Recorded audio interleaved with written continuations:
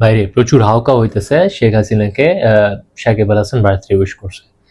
আসলে এটা নিয়ে তো হাউকা করার কিছু নাই। Shakib Al Hasan was always consistent in his political belief.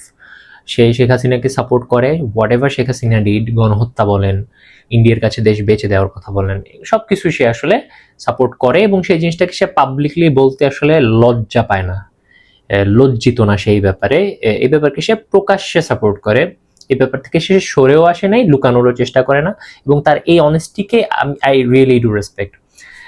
প্রবলেমটা হয়েছে কি, আপনার মতো যারা মদ না আছে, যারা হচ্ছে গোল্ডফিশের মেমোরি, আজকে আপনার সাকিব আল হাসানের পলিটিক্যাল স্ট্যান্সের কথা মনে পড়ে সাকিব আল হাসানকে দুইটা গালি দিবেন, কালকে আবার একটা সাকিব আল হাসানের ছক্কা মারা দেখা বলবেন, ও মাই গড, পলিটিক্স আর রাজনীতি, পলিটিক্স আর খেলাকে মেলাবেন না, শালা মদ না,